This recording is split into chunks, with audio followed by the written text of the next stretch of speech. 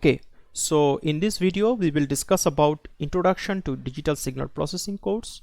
My name is Shujoy Mondal. I am an assistant professor in the Department of Electronics and Communication Engineering, RCCIIT. Let's begin. So here is the agenda of this Introduction to Digital Signal Processing course. So this is, first we will talk about the main objective of this paper or the course. Then we will go to applications and we will talk about few preliminary ideas. Then we will basically discuss about some different techniques which we are going to apply for DSPs. Now objectives. In objective we have multiple points. Number one is basically we will learn how to represent signals and systems. Already students have taken a course on signals and systems. The same thing we will basically cover it up here.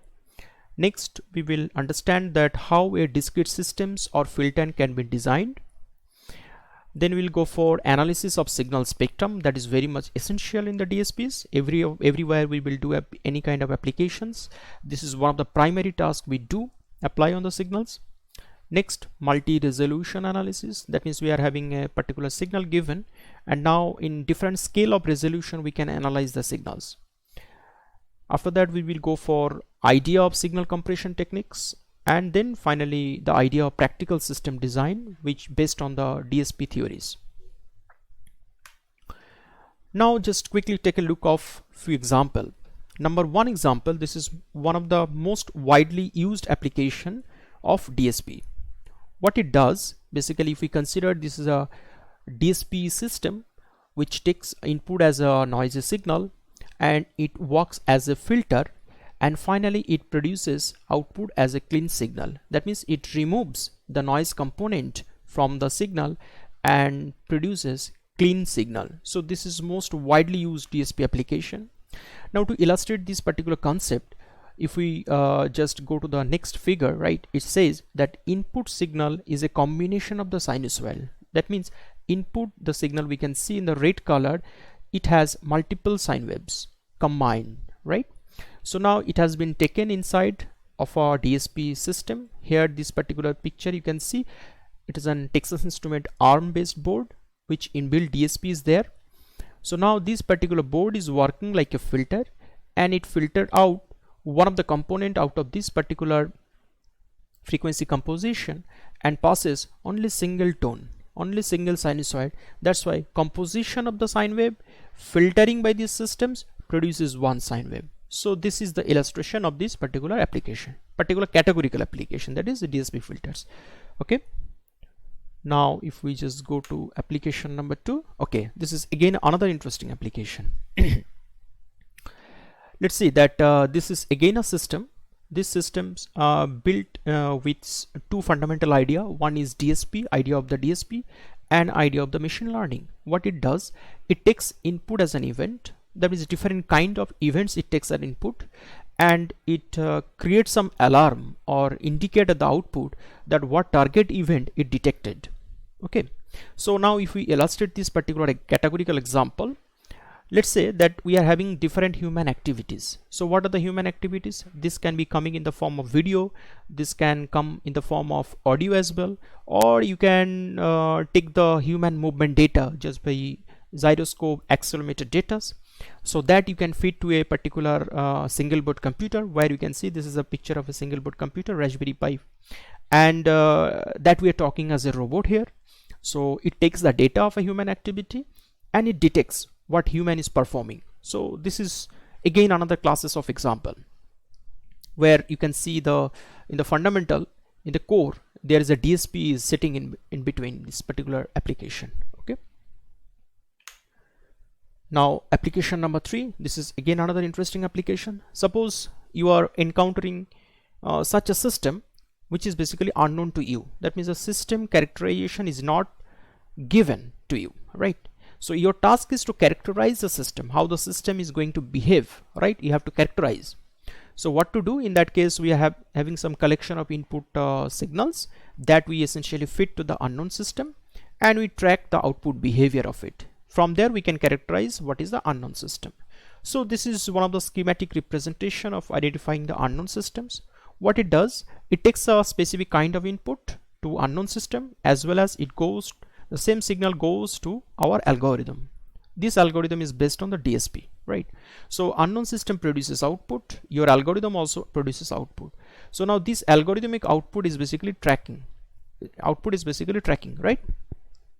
So once you combine these two output, find out the difference between these two, that difference again taken a feedback to our algorithm, and it adjusts the algorithm accordingly so that it exactly matches the output of the unknown system. So from there, once these two are equal, then we can see from their output, we can track the output behavior of that for a given input. And from that concept, since the algorithm is known to you right now with us, then we can say this particular algorithm means set of equation also satisfying this unknown system. So this is application number 3. Now fourth application, again another class of application. That means it takes input signal, the DSP based systems, and is basically compress the signal based on some knowledge. Okay, so these knowledge are basically modeled. Okay, these are priorly modeled for audio, for video, for multimedia data, as we say, that some human perceptual models are basically taken into account. Based on that, a decision has been taken. Okay, so what it does actually, the illustration, it says the input signal goes to a transform. Transform means, as you know about, transform means Fourier transform, Laplace transform, Z transform. So some kind of transformation is basically taking from time domain to another domain. Then the decision is based on that particular domain. So why this transformation is required? If we just talk about the Fourier transformation, what it does, it takes the signal from time domain to frequency domain. Now frequency domain is more understandable to us. We can perceive the frequency directly, right? So this is 100 Hz, this is 500 Hz, this is 1 kilohertz, etc. So this, we are more suitable to deal with the frequency. So that's why the input signals, generally being time domains, are basically taken into frequency domain. This I am giving one example, and on the based on the frequency domain, a decision has been taken based on your prior models. Okay, maybe your human auditory system model or visual system model, and then accordingly you can compress the output. So this is another categorical application. Now we will talk about some preliminary ideas. So these are class 12 level ideas. So that is what complex number, how to represent a complex number. As you can see, the complex number, this is Argand plane, right? Here this is a real axis, this is the imaginary axis. Z is a complex number. Here there are two parts, real and imaginary part, right? In the real part we have A, and in the imaginary part we have B, right? So that thing's real number is plotted along the horizontal axis, and imaginary part is plotted along the vertical axis. So this is basically Z as a vector, is basically treated as a vector, where this is one vector and this is another vector. So simply A is one vector and J into B is another vector. So J into B is where is perpendicular to the vector A. Okay, so that's it. So this is complex number representation on an Argand plane, right? So now if we just talk about this representation in the polar form, how it takes a look. So this is called polar form and this is called rectangular form. So polar form means this is same Z is here. Now this particular Z vector we are representing in polar form. What it does, it takes this particular length of the Z vector from origin to the point of the tip, right? So this is the length, which is R, and this is the angle. Okay, this is the angle which makes with the positive horizontal axis, right? So this is theta. So now how to represent this Z now? Z equals to R into e to the power j theta, where there are two unknowns R and theta. So where R is equals to square root of A square plus B square. What is A? A is the real part, B is the imaginary part, and theta is equals to tan inverse B by A. So this is the complex number representation in rectangular form, the upper one, and the bottom one is basically the polar form representation. Now this is again another important concept, rational number and irrational number. Okay, so what is this rational number? Rational number is a number that is a real number that can be expressed as a ratio of the two integers. Few examples are given here. 2, I can write 2 by 1. So this is a ratio of two integers. 15 by 19, 15 is a real number, 19 is a real number. Minus 2 by 1, both of them are real numbers. So that's why all these things are rational numbers.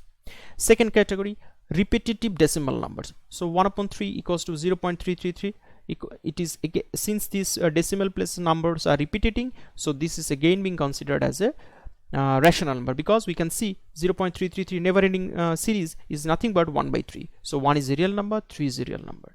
Similarly 25 by 99, this is again giving a repetitions 0.2525. So 2525, this portion is repeating, right? So that's why it is again being represented as a ratio of the two real numbers. So terminating decimal numbers, suppose 92 by 16, it comes out to be 5.75. so there is nothing required after 75. Okay, so that means terminating decimal point, that means it will leads to a ratio of two real numbers. So all these things are rational number categories. Similarly, if we just go for the irrational number, what is this? It cannot be represented as a ratio of the two integers. Okay, that's why it is called irrational number. So there are a few examples. Square root of prime numbers means square root of 2, square root of 3, square root of 5, dot dot dot. These are all irrational numbers. Non-terminating decimal numbers. Terminating decimal numbers are classified as a rational number. Non-terminating decimal numbers are characterized as a classified as a irrational number. And the few examples are pi, e, etc. So these are all irrational numbers. Okay. Now just closely take a look of few techniques now we are going to discuss right now onwards. So these are very important, right? So Fourier techniques. In continuous domain, we have its two different form. One is Fourier series, another is a Fourier transform. Fourier series are generally used for periodic signals, okay? And for Fourier transform are used generally for aperiodic signals. So these two techniques are useful in continuous domain where the signal is continuous. Now if the signal becomes to be discrete, it takes a different form, right? And their names are discrete time Fourier series. So that is very equivalent to Fourier series in continuous domain, and discrete time Fourier transform, this is equivalent to the Fourier transform in continuous domain, right? So in discrete domain, if the signal is periodic, so we will apply discrete time Fourier series to expand this particular signal in terms of its harmonic. And if the signal is aperiodic in discrete domain, then we will apply discrete time Fourier transform to analyze the frequency component of the discrete time signal. Now practically what essentially we do in practice two things: discrete Fourier transform and its fast computational technique, that is fast Fourier transform. So these two techniques are practically being adapted in real digital hardwares. Okay, so FFTs are basically algorithms which are there present inside of digital hardwares. Any advanced DSP based hardware having FFT block inside of it, or FFT algorithms are implemented on it. And this discrete domain, discrete time Fourier series, discrete time Fourier transform, these are basically the concepts or ideas or the tools which will help us to solve mathematical problems. But once we just want to go for practical implementation, we basically consider either discrete Fourier transform or its fast computational technique, that is a fast Fourier transform technique. Now again another technique in the discrete domain, that is called Z transform. Okay, this is very much similar to Laplace transformations which are considered in continuous domain, but the same technique in discrete domain is called Z transform. Okay, so what is this? Basically there are two things. One is a forward Z transform. What is this? What we will learn here, that is how to compute forward Z transform, what are region of convergence and its properties, and convolution properties spatially. Okay, and in inverse we will learn how to compute the inverse Z transformation and how to compute the system response. And for system analysis, Z transform help us to find the system transfer function, to find the system to do the system characterization, and it also helps us to find the relation of system from its Z domain to DTFT, discrete time Fourier domain. That means it is a relation, that means how discrete time Fourier transform is related to Z domain outputs, okay, of a system. Now in respect to the system design, Z transformation helps us to design the systems directly just by placing poles and zeros, and it also helps us to find out the system response as well. Okay, so that's it for introduction course.